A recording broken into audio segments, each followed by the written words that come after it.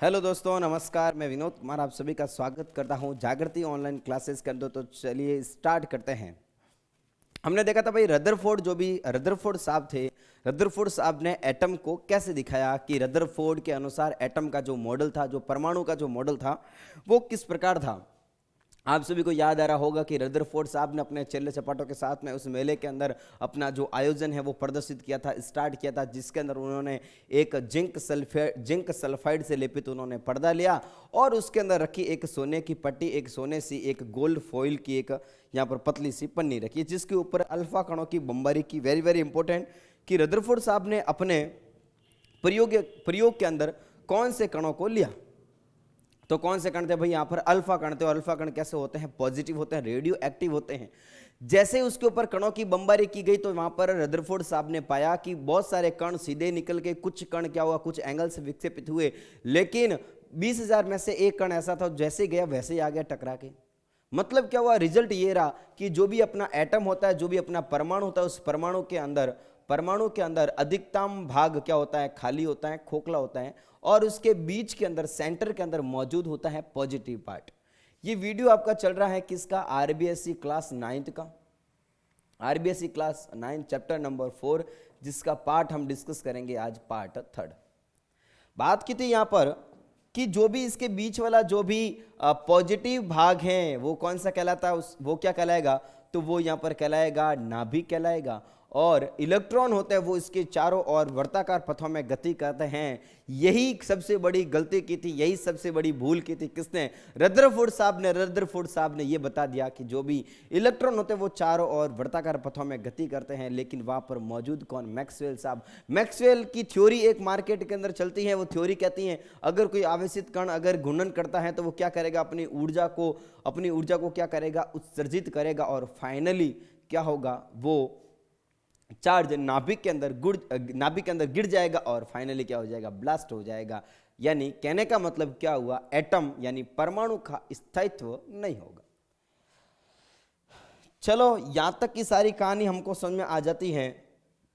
बाद में कौन आए? यहां पर 4th वैज्ञानिक आए थे जिसका नाम था नील्स बोहर। नील्स बोर साहब की जो कहानी थी, उन्होंने आते ही ये बोला, देखो सबसे पहले बात को सुनो। नील्स बोर साहब ने आते ही ये बोला कि भाई साहब, क्या बोला भाई? कि भाई साहब की जो रदरफोर्ड का जो नियम है वो बिल्कुल ही सही है, लेकिन जो मैक्सवेल की जो थ्योरी है वो परमाणु के ऊपर लागू नहीं होती। अरे वापस सुनिए, क्या बोला मास्टर ने? बोला कि जो भी मैक्सवेल की जो सिद्धांत, मैक्सवेल की जो थ्योरी है वो एटम के ऊपर लागू नहीं होती। तो भाई बताओ कैसे इलेक्ट्रॉन कैसे घूमते हैं? आप बताओ। लोगों ने खड़े किया, हाँ बताओ, सभी बोलने लगे बताओ भाई बताओ, नील्स बोर साहब बताओ। नील्स बोर साहब ने बोला कि ये हो गया अपना नाभिक, जैसा कि बड़े भाई साहब ने बताया था, रदरफोर्ड साहब ने। और इसके अंदर इलेक्ट्रॉन के बारे में इन्होंने नहीं बताया। अब रुको, मैं बताता हूं कि जो इलेक्ट्रॉन होते हैं ना, वो इलेक्ट्रॉन, सुनना भाई सुनना, समझना, इलेक्ट्रॉन एक फिक्स त्रिज्या के अंदर, एक फिक्स अपने अपने कमरों के अंदर घूमते हैं। वो ऐसे रैंडमली वर्ताकार पथों में गति नहीं करते। इलेक्ट्रॉन घूमते हैं लेकिन वो निश्चित कक्षाओं के अंदर घूमते हैं, निश्चित ऊर्जा अंतराल के अंदर घूमते हैं। अरे वापिस समझो सर, हमें बिल्कुल ही बात समझ में नहीं आ रही है। उन्होंने बोला उनके अनुसार तो देखो, रदरफोर्ड के अनुसार तो इलेक्ट्रॉन ऐसे घूमते हैं, इनके अनुसार इलेक्ट्रॉन ऐसे नहीं घूमता। उनके अनुसार इलेक्ट्रॉन ऐसे नहीं घूमता। उनके अनुसार इलेक्ट्रॉन है वो एक निश्चित कक्षाओं के अंदर घूमता है। क्या बताया? निश्चित कक्षाओं के अंदर घूमता है। कभी इस कक्षा के अंदर घूमेगा, कभी इस कक्षा के अंदर घूमेगा, कभी इस कक्षा के अंदर घूमेगा। और कोई भी इलेक्ट्रॉन, लोगों ने बोला कि तो सर यहां पर क्या इलेक्ट्रॉन को, यहां पर वो ऊर्जा को उत्सर्जित नहीं करेगा क्या? बिल्कुल करेगा, लेकिन ध्यान देना, अगर वो किसी एक निश्चित त्रिज्या के, अगर ऊर्जा स्तर के अंदर, एक ऊर्जा अंतराल के अंदर, एक एनर्जी लेवल के अंदर घूमता है, तो वो कभी भी अपनी ऊर्जा को उत्सर्जित नहीं करेगा, वो कभी भी विकिरणों को विकिरित नहीं करेगा। बात आती है कि तो इलेक्ट्रॉन कहां पर घूमते हैं? तो इलेक्ट्रॉन घूमते हैं निश्चित कक्षाओं में घूमते हैं। अरे बात में आगे, क्या गलती कर ली हमने? इलेक्ट्रॉन कहां पर घूमते हैं? निश्चित कक्षाओं के अंदर घूमते हैं। उन्होंने बोला निश्चित कक्षाओं के अंदर घूमते हैं, इसके अंदर घूमेंगे, इनमें घूमेंगे, इनमें घूमेंगे। कहने का मतलब इलेक्ट्रॉन एक निश्चित कक्षाओं के अंदर घूमेंगे और इसको क्या बोलेंगे हम, कक्षा कहेंगे। क्या कहेंगे इसको, कक्षक कहेंगे, कक्षक, या फिर इसको बोलेंगे हम ऑर्बिट कहते हैं। क्या बोलेंगे इसको हम, ऑर्बिट कहते हैं, कक्षा कहते हैं। तो क्या हुआ भाई, उन्होंने बोला निल्स बोर के अनुसार, निल्स बोहर, निल्स बोर का पहला पॉइंट यह था, इलेक्ट्रॉन नाभिक के चारों ओर, नाभिक के चारों ओर और निश्चित ऊर्जा स्तर में चक्कर लगाते हैं,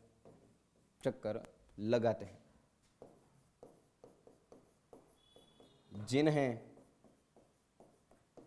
कक्षक कहते हैं। बात समझो, बात उन्होंने ये बताई कि जो इलेक्ट्रॉन है वो एक निश्चित ऊर्जा के कुछ ऐसे स्तर होते हैं, उन स्तर के अंदर वो गति करते हैं, और कोई भी अगर फिक्स अगर एनर्जी लेवल के अंदर गति करता है तो वो कभी भी ऊर्जा को उत्सर्जित नहीं करेगा। अगर वो ऊर्जा को उत्सर्जित नहीं करेगा तो वो ऐसे ही घूमता रहेगा।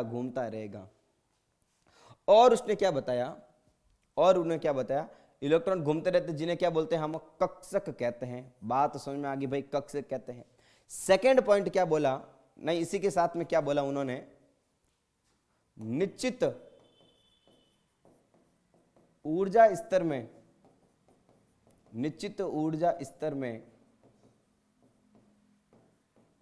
घूमता इलेक्ट्रॉन अपनी ऊर्जा को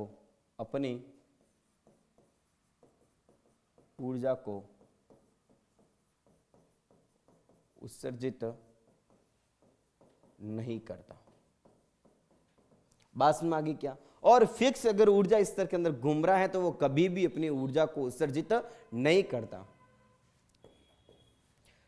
नाभिक के पास वाला कक्षक कम ऊर्जा स्तर तथा नाभिक से दूर अधिक ऊर्जा स्तर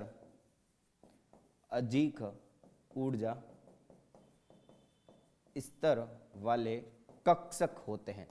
समझो भाई, समझो, कक्षक होते हैं।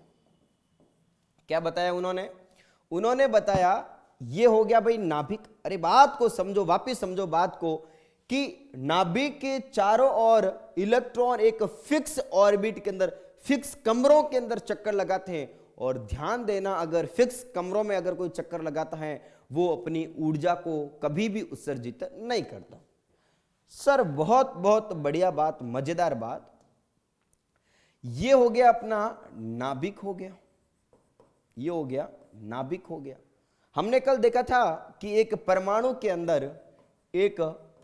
अंदर 3 टाइप के पदार्थ होते हैं, इलेक्ट्रॉन, प्रोटॉन और कौन मेरा, न्यूट्रॉन। उन्होंने बोला कि जो जितना नाभिक के पास, ये भाई क्या हो गया, कक्षक हो गया, ये क्या हो गया, कक्षक। और ध्यान देना, इन कक्षक को प्रदर्शित करते हैं ये के कक्षक, एल कक्षक, के एल एम, आगे वाला कक्षक कहलाएगा अपना एन कहलाएगा। के एल एम एन से इनको प्रदर्शित करते हैं, या फिर प्रदर्शित करते हैं इनको 1 नंबर, 2 नंबर, 3 नंबर कक्षक। बताओ नाभिक के पास में कौन सा कक्षक, बड़े प्यार मोहब्बत से समझना, नाभिक के पास में कौन सा कक्षक, नाभिक के पास में 1 नंबर कक्षक। नाभिक से दूर कौन सा कक्षक, 3 नंबर कक्षक। बताओ ऊर्जा की बात करें, अगर एनर्जी की बात करें, सबसे ज्यादा ताकतवर कौन होगा, नाभिक से दूर वाला। नाभिक से दूर वाला क्या होता है, ताकतवर होता है। यानी जितनी जितनी नाभिक से दूरियां बड़ी थी, ऊर्जा स्तर उतना ही बड़ा था, एनर्जी लेवल उतना ही बड़ा था। तो ये क्या हो गया अपना ये जो वाला कक्षक है वो क्या होगा, निम्न ऊर्जा स्तर। ये क्या हो गया अपना उच्च ऊर्जा स्तर, निम्न ऊर्जा स्तर, और ये कौन सा हो गया अपना उच्च ऊर्जा स्तर, यानी क्या हो गया हाई एनर्जी लेवल। अब देखो बात समझो, ये हो गया भाई नाभिक, और नाभिक के जस्ट पास में ये होगी मां होगी, और मां के पास में बताओ हमेशा छोटा वाला भाई रहता है कि बड़ा वाला भाई रहता है। सीधी सी बात होगी कि घर के अंदर जो बड़ा होगा वो कमाने के लिए या पढ़ने के लिए कहां जाएगा, बाहर जाएगा। छोटे बच्चे को घर में भेजेंगे क्या, नहीं भेजेंगे, क्योंकि छोटा बेटा है, अगर छोटा बच्चा है तो उसके पास में ऊर्जा इतनी नहीं है, यानी कोई भी इसको मार के चला जाएगा, उठा के चला जाएगा। बड़े बेटे को कोई लेके जाएगा क्या, नहीं जाएगा, क्योंकि बड़ा बेटा कैसा है, ऊर्जा वाला, यानी उसके अंदर जो ऊर्जा है वो कैसी है, थोड़ी सी ज्यादा है। तो मतलब क्या हुआ, इस मां के पास में, इस नाभिक के पास वाला जो है उसकी ऊर्जा कैसा होगी, कम होगी, और जो नाभिक से दूर है उसकी ऊर्जा क्या होगी भाई, ज्यादा होगी। बात समझ में आ गई क्या? तो बताओ नाभिक से पास वाला कम ऊर्जा स्तर वाला, नाभिक से दूर ज्यादा ऊर्जा स्तर वाला होगा। बात को समझो, उन्होंने क्या बोला कि नाभिक के पास वाला कक्षक कम ऊर्जा स्तर का होता है, तथा नाभिक से दूर अधिक ऊर्जा स्तर वाला कक्षक होता है। चलो ठीक है सर, आगे वाला पॉइंट बताओ। थर्ड पॉइंट ये हुआ कि ऊर्जा ऐसे तो वो उत्सर्जित नहीं करता। मतलब क्या हुआ कि नाभिक के चारों ओर अगर इलेक्ट्रॉन घूमता है बाबू, तो वो अपनी ऊर्जा को उत्सर्जित नहीं करेगा, वो ऐसा कैसा रहेगा। लेकिन इससे अगर वो इस हाई वाले कक्षक में जाना चाहता है, अगर इलेक्ट्रॉन वो इससे इस वाले कक्षक में जाना चाहता है, तो ऊर्जा को क्या करेगा, वो ग्रहण करेगा। क्या करेगा भाई, ग्रहण करेगा।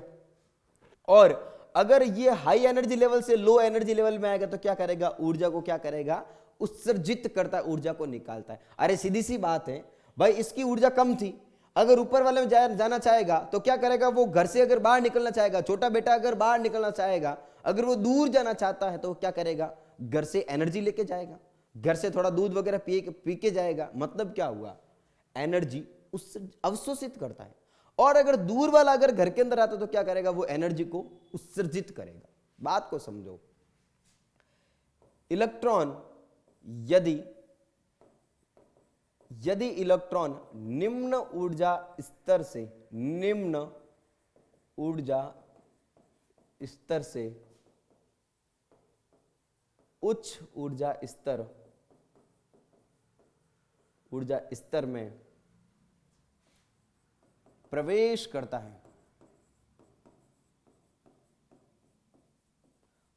करता है, बताओ निम्न से उच्च यानी पास से दूर गया, क्या करेगा, वो ऊर्जा को अवशोषित करेगा, ऊर्जा को एब्जॉर्ब करेगा। प्रवेश करता है तो वह ऊर्जा अवशोषित करता है।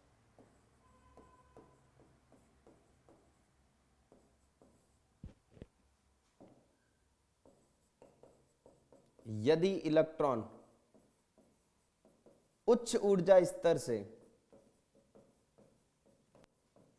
अब देखो क्या हो रहा है, वो बाहर से वापस घर में आ रहा है, हाई एनर्जी लेवल से लो एनर्जी के अंदर आ रहा है, उच्च ऊर्जा स्तर से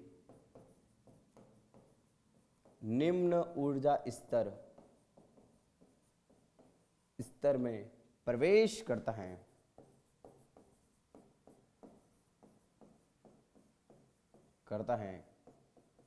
तो वह अपनी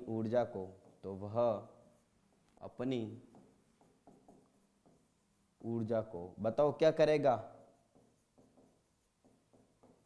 उत्सर्जित करता है। क्या करेगा, वो अपनी एनर्जी को रिलीज करता है, अपनी एनर्जी को उत्सर्जित करने का काम करता है। अब बात समझ में आती है, अगला पॉइंट आता है, बोर के वह कक्षक संभव होंगे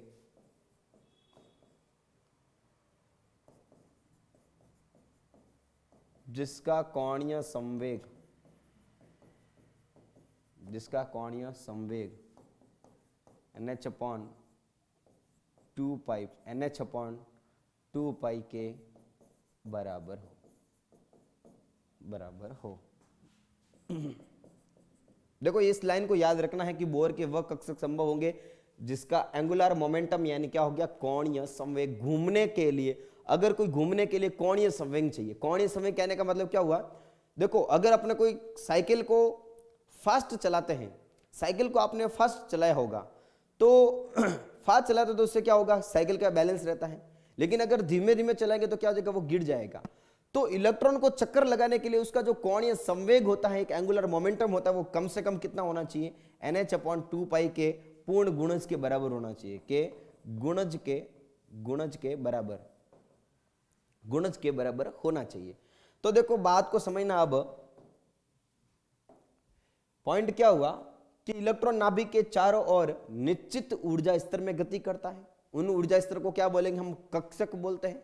इन कक्षक को हम प्रदर्शित करते हैं KLMN से प्रदर्शित करते हैं, और चक्कर लगाते हुए कक्षक कहलाते हैं। और निश्चित ऊर्जा में अगर घूमता हुआ इलेक्ट्रॉन कभी भी अपनी ऊर्जा को उत्सर्जित नहीं करता है। बात आती है कि भाई नाभिक के चारों ओर, नाभिक के पास वाला जो कक्षक है, एकदम पास वाला, नाभिक के पास वाला क्या कहलाएगा, थोड़ा सा कम ऊर्जा का होगा, और नाभिक से जितना दूर होगा वो क्या होगा, ज्यादा एनर्जी वाला होगा। ठीक है, अगली बात करते हैं कि यदि इलेक्ट्रॉन निम्न ऊर्जा स्तर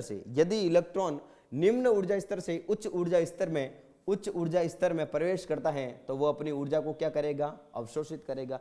अरे भाई लो एनर्जी लेवल से हाई एनर्जी लेवल में जाएगा, क्या करेगा, अपनी ऊर्जा को अवशोषित करेगा, और इलेक्ट्रॉन उच्च ऊर्जा स्तर से निम्न ऊर्जा स्तर में जाएगा तो क्या करेगा, वो ऊर्जा को उत्सर्जित करेगा। बोर के वह कक्षक संभव होंगे जिसका कोणीय संवेग कितना होता है, NH/2 के पूर्ण गुणज के बराबर होता है। अब बात करेंगे भाई, आगे चलते हैं, एकदम पूरा अभी तक अपन एटम के बारे में कितना जाने, अभी तक एटम की संरचना कैसी होती है, दिखने में एटम कैसा होता है, तो समझना ये हो गया भाई एटम।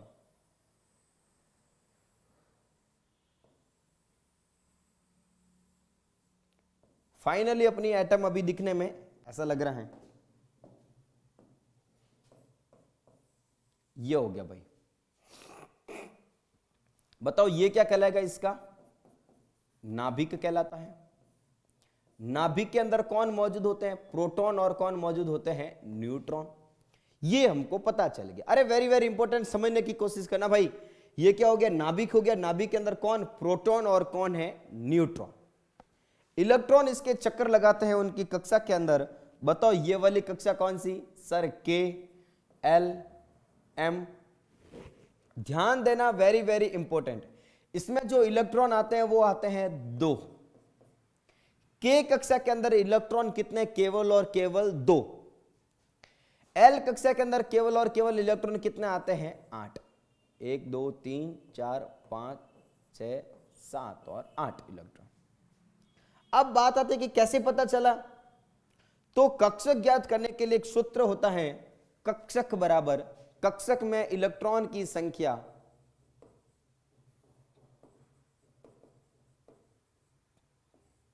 कक्षक में इलेक्ट्रॉन की संख्या समझना, सभी समझना। कक्षक है यहां पर K, कक्षक है यहां पर कौन सा वाला, K कहने का मतलब सबसे पास वाला। अरे ये नाभिक, और नाभिक के अंदर कौन होता है, प्रोटॉन और न्यूट्रॉन। तो बात आती है कि भाई प्रोटॉन न्यूट्रॉन नाभिक के अंदर आ गए तो इलेक्ट्रॉन का, तो अभी हमने देखा कि सर इलेक्ट्रॉन चारों ओर इसके चक्कर लगाते रहते हैं, इलेक्ट्रॉन चारों ओर चक्कर लगाते रहते हैं। कितने इलेक्ट्रॉन आते हैं K वाले कमरे के अंदर, अरे भी ऐसे समझो कि ये क्या होगी, नाभिक होगी, नाभिक, और ये यहां पर बने हुए कमरे बने हुए, स्कूल के कमरे बने हुए, और स्कूल का कमरा कौन सा वाला, पहला वाला K कमरा, L कमरा, M N ये वाला। अब बताओ जो K वाला जो कमरा है, जो K वाला कमरा, उसके अंदर इलेक्ट्रॉन कितने बच्चे भर सकते हैं हम, तो उसके अंदर बच्चे भरेंगे केवल और केवल कितने, 2। उसमें कितने भरेंगे अपन, 8 इलेक्ट्रॉन भरेंगे। क्यों भरेंगे, कैसे भरेंगे, इसका एक फॉर्मूला होता है, कौन सा वाला, 2n²। कौन सा वाला, 2n²।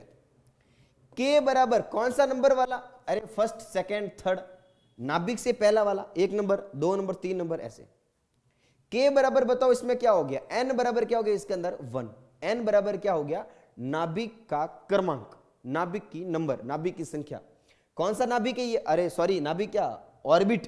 कौन सा कक्षक है, कौन सा ऑर्बिट है यहाँ पर, K ऑर्बिट, और K ऑर्बिट का नंबर कौन सा वाला, 1 नंबर। फॉर्मूला लगाते यहाँ पर, फॉर्मूला चेपते हैं 2n स्क्वायर, 2 इंटू एक का स्क्वायर, एक का स्क्वायर बताओ कितना आएगा, एक ही आएगा, तो 2 इंटू 1 बराबर कितना हो गया 2, ये हो गया। तो बताओ K के अंदर इलेक्ट्रॉन कितने भरे मैक्सिमम, K के अंदर इलेक्ट्रॉन कितने भरे गए, 2 इलेक्ट्रॉन। बात करूंगा मैं K के बाद में कौन सा वाला, K के बाद में L, और L के अंदर बताओ N बराबर क्या हो गया 2। फॉर्मूला कौन सा, 2n स्क्वायर, 2 इंटू 2 का स्क्वायर, काटा काटी करेंगे 4 बराबर कितना हो गया 8। अरे सीधी सी बात है, कितना हो गया 8 इलेक्ट्रॉन इसमें भरे गए। कौन से वाले के अंदर, इसमें सेकंड वाले में, L वाले में कौन से कितने इलेक्ट्रॉन भरे हमने, 8 इलेक्ट्रॉन भरे। इसी टाइप से हम बात करेंगे KLM, M में क्या हुआ, N बराबर कितना 3, फॉर्मूला चेपो 2n स्क्वायर, 2 इंटू 3 का स्क्वायर, और 2 इंटू कितना होता है 3 का स्क्वायर कितना होता है, 9 ही होता है ना, 18। तो मैक्सिमम इलेक्ट्रॉन कितने भर सकते हैं यहाँ पर, 18 इलेक्ट्रॉन भर सकते। बातें आपको समझ में आ चुकी होगी। बात करेंगे यहाँ पर KLM, और यहाँ पर इलेक्ट्रॉन की संख्या, इलेक्ट्रॉन की संख्या, और यहां पर बात करेंगे हम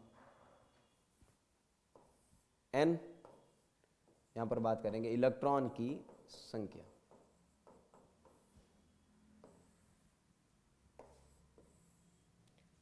कक्षक है मेरा K, नाभिक से जस्ट पास वाला ये वाला, इसमें मैक्सिमम नंबर कितने आएंगे सर, कितने आएंगे, केवल और केवल कितने, 2 इलेक्ट्रॉन। कैसे पता चला, फॉर्मूला चेपना यहां पर 2n square, K number N बराबर कितना 1, इसमें कितना हो गया 2, इसमें कितना हो गया 3, रटना बिल्कुल ही नहीं है। L बराबर कितना 2, L में N बराबर कितना 2, यानी 2 नंबर पे आता है, अरे 1 नंबर 2 नंबर, और M तीसरा वाला ऑर्बिट इसलिए क्या हुआ 3, इसमें कितने आते हैं मैक्सिमम इलेक्ट्रॉन कितने, 2n स्क्वायर बराबर कितना 2, 2n स्क्वायर बराबर कितना हो गया इसमें 8, और 2n स्क्वायर बराबर कितना हो गया यहाँ पर 18 इलेक्ट्रॉन। बातें आपको समझ में आ चुकी होगी। इतनी सारी बातें बिल्कुल हमें समझ में आ गई, लेकिन अब ये खेल समझ में नहीं आया कि ये साला इलेक्ट्रॉन, प्रोटॉन, न्यूट्रॉन ये क्या चीज है। ये हमें समझा दो तो हमारी एक बार आत्मा को क्या हो जाए, शांति हो जाए। लेकिन अपनी आत्मा की शांति के लिए एक बार ये बता दो कि ये हो गया मेरा नाभिक, ये क्या हो गया अपना K कक्षक, ये कौन सा हो गया L कक्षक, ये कौन सा हो गया सर M कक्षक। बताओ इसमें मैं कितने इलेक्ट्रॉन भरूं सर, केवल और केवल 2 भरो, क्योंकि नियम क्या कहता है, 2n स्क्वायर से फॉर्मूला लगता है कि इसके अंदर खाली स्थान, अरे भाई सीट है कितने यहां पर, इसमें सीट कितनी है, 2 ही तो सीट है, 2 इलेक्ट्रॉन। L के अंदर सर कितने, 1 2 3 4 5 6 7 8 इलेक्ट्रॉन भर सकता हूं। इसमें कितने भर सकते हैं, अगले में 18 इलेक्ट्रॉन, 18 इलेक्ट्रॉन भर सकते हैं मैक्सिमम, अधिकतम। बात में आ गई क्या। ये बताओ सर अब कि भाई इसके अंदर ये इलेक्ट्रॉन, प्रोटॉन, न्यूट्रॉन ये लोचा क्या है। बात समझना, इतना तो हमें पता चल गया कि सर जो इलेक्ट्रॉन है वो इलेक्ट्रॉन होता है बाहर की साइड में, और प्रोटॉन और न्यूट्रॉन कहां पर होता है, नाभिक के अंदर। तो बताओ नाभिक की खोज किसने की, अरे सर तो नेक्स्ट वीडियो के अंदर, लास्ट वीडियो के अंदर की थी ना उसने, रदरफोर्ड ने, याद आ रहा होगा सभी को। तो बात करते हैं भाई यहां पर 3 चीजें हमारे पास में, कौन कौन सी, इलेक्ट्रॉन, प्रोटॉन और न्यूट्रॉन। इसको बोलेंगे हम सब परमाणविक तत्व। क्या बोलते हैं भाई इसको, सब परमाणविक तत्व। अब बात है कि सर ये सब परमाणविक तत्व ये क्या नई चीज हो गई है ना, संकट पे संकट, संकट पे संकट, बायोलॉजी से पीछा छूटा नहीं, केमिस्ट्री स्टार्ट होगी, बड़े भारी भारी नाम कुछ भी नहीं है भाई, बहुत आसान चीजें समझने वाली है, सारी की सारी कंसेप्चुअल चीजें हैं, रटा रटा यहां पर काम नहीं चलेगा। सब परमाणु कहने का मतलब देखो, हमने तो सर बात की थी कि एक परमाणु द्रव्य का एक ऐसा कण होता है जिसको हम विभाजित नहीं कर सकते। तो ये इलेक्ट्रॉन, प्रोटॉन, न्यूट्रॉन कहां से आए, तो ध्यान देना, जब हमने पूरा परमाणु एकदम पूरे द्रव्य को थोड़ा छोटा सा कण जो आंखों से भी दिखाई नहीं देता उसको हमने क्या बोला, परमाणु बोला। लेकिन लोचा हो गया, परमाणु के अंदर भी तो और पाए जाते हैं, कौन कौन पाया जाता है, प्रोटॉन, न्यूट्रॉन, और कौन पाए जाते हैं, इलेक्ट्रॉन पाए जाते हैं। तो परमाणु के अंदर है, इसलिए क्या बोलेंगे इसको, सब परमाणविक तत्व। क्या बोला इसको, सब परमाणविक तत्व, सब एटॉमिक स्ट्रक्चर, सब एटॉमिक मॉलिक्यूल्स बोला यहां पर। चलो सर बहुत बढ़िया, क्या कर रहे हैं, मिटा दो इसको। कौन कौन से भाई सब परमाणविक तत्व, तो सर एक तो लिख दो अपन एकदम आंख बंद करके, इलेक्ट्रॉन। इलेक्ट्रॉन, ध्यान देना, इलेक्ट्रॉन को लिखते हैं ई से और इसके ऊपर लगाते हैं एक माइनस का ताज, ई लगाते, बस केवल इलेक्ट्रॉन को किससे लिखता हम, ई से।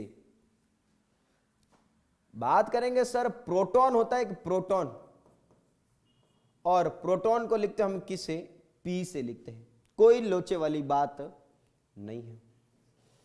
एक होता है बिल्कुल सर एकदम न्यूट्रॉन, और ये न्यूट्रॉन तो सोता ही रहता है सारे दिन, और न्यूट्रॉन को किसे लिखते हैं हम, एन से लिखते हैं। बात करेंगे सर इसकी सभी की खोज की बात की, खोज किसने की, खोज करता है इलेक्ट्रॉन की जे जे टॉमसन। कौन करता है, जे जे टॉमसन। किसने की भाई, इलेक्ट्रॉन की खोज किसने की, जे जे टॉमसन ने। कैसे की, तो यहां पर जो विकिरण जो यूज ली थी, विकिरण वो ली थी यहां पर कैथोड किरणें, कैथोड किरणों से। सर ये चार्ज में कैसा होता है, धनात्मक होता है कि ऋणात्मक होता है, पॉजिटिव होता है कि नेगेटिव होता है, बिल्कुल भाई सब सही बताया आपने, कैसा होता है, ये नेगेटिव होता है। अरे भाई इसके ऊपर ही लिखा हुआ क्या, नेगेटिव, तो ये कैसा होता है, ऋण आवेशित होता है, यानी नेगेटिव चार्ज होता है इसके ऊपर। तो इसके ऊपर जो आवेश होगा बाबू, वो आवेश कौन सा होगा, ऋणावेश, ऋण आवेश। ऋणावेश कहने का मतलब क्या हुआ, नेगेटिव चार्ज।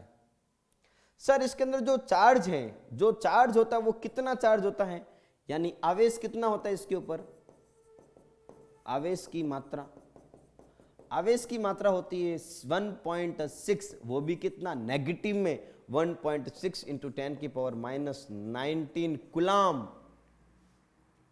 चलो सर बहुत बढ़िया। प्रोटॉन के भी तो बारे में बताओ, तो प्रोटॉन की खोज की थी ई गोल्डस्टीन ने। किसने की थी, गोल्डस्टीन ने, गोल्डस्टीन, गोल्डस्टीन ने खोज की थी इसकी।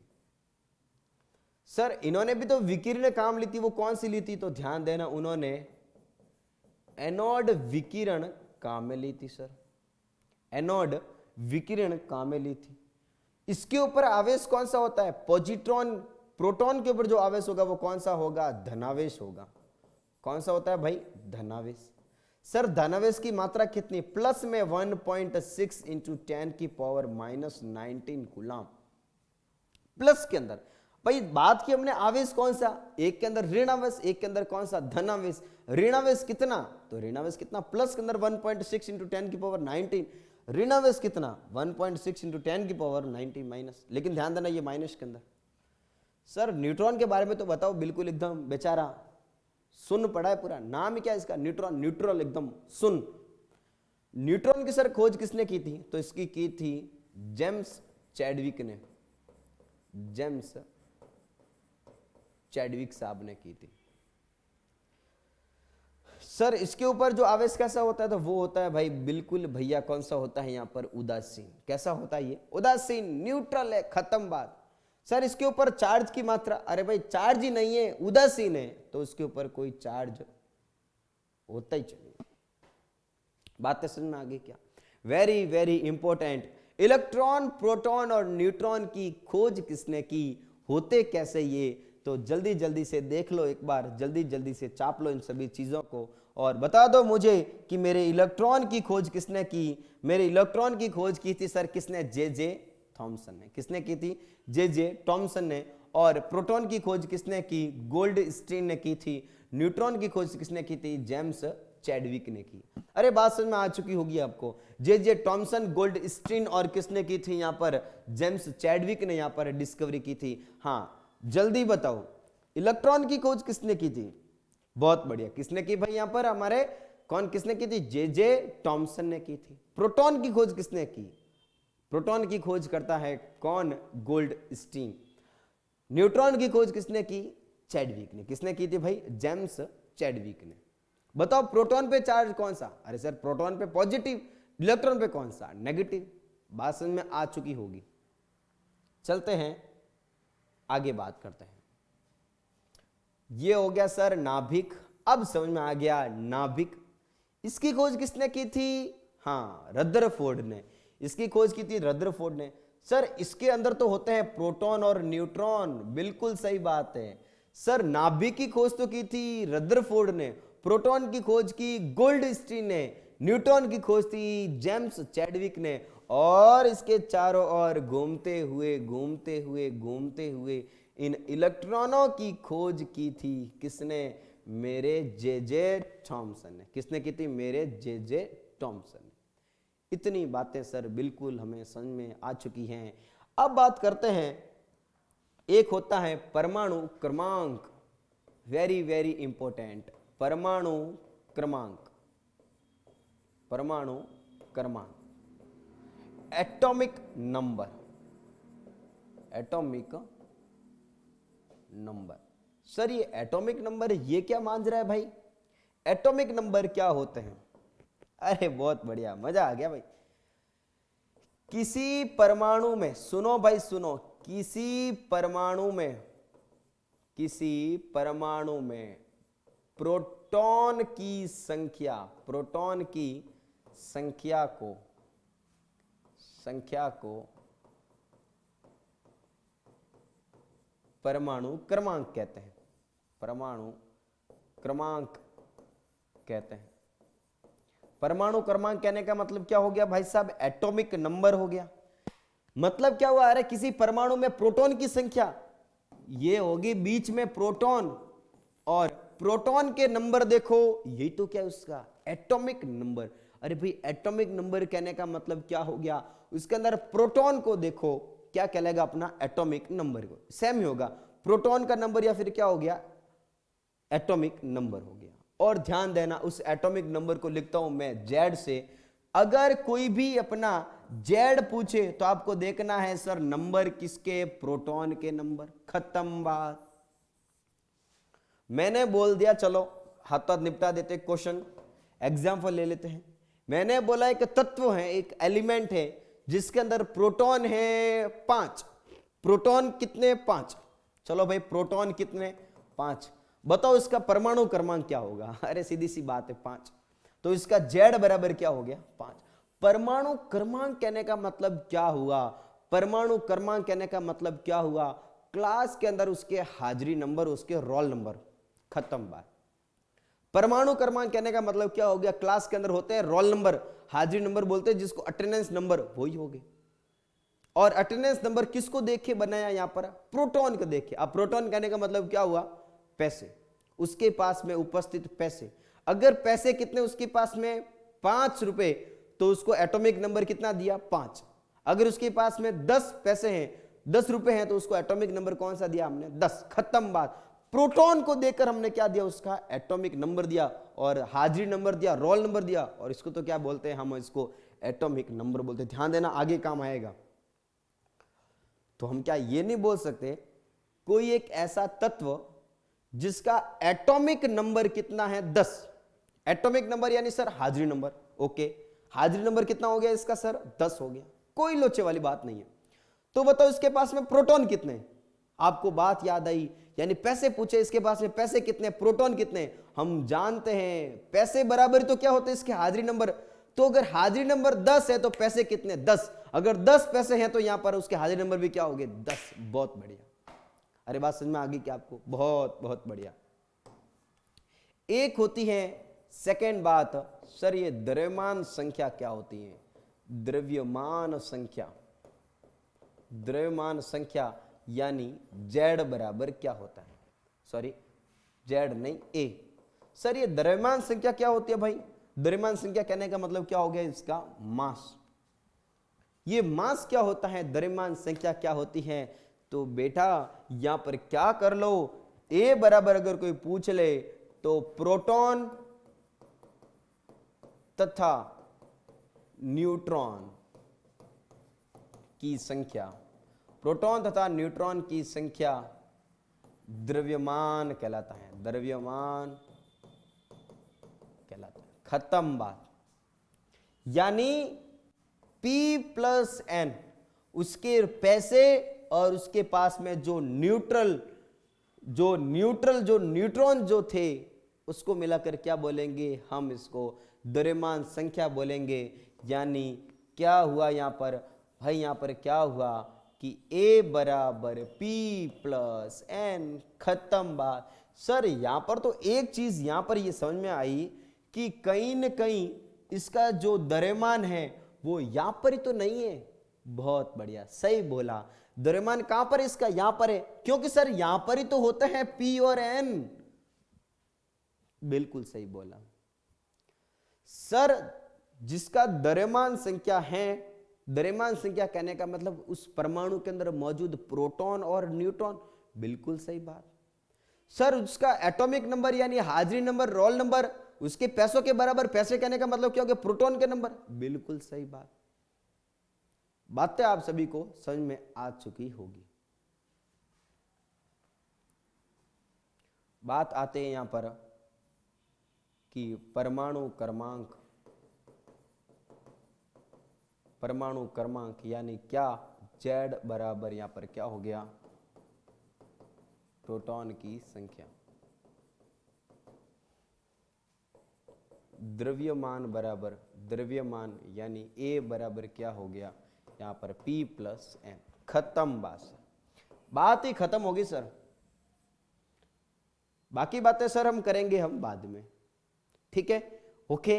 वीडियो को देखने के लिए आप सभी का बहुत बहुत धन्यवाद। आप सभी को समझ में आ चुकी होगी इतनी कहानी। इससे आगे वाली कहानी करेंगे हम, आगे डिस्कस करेंगे।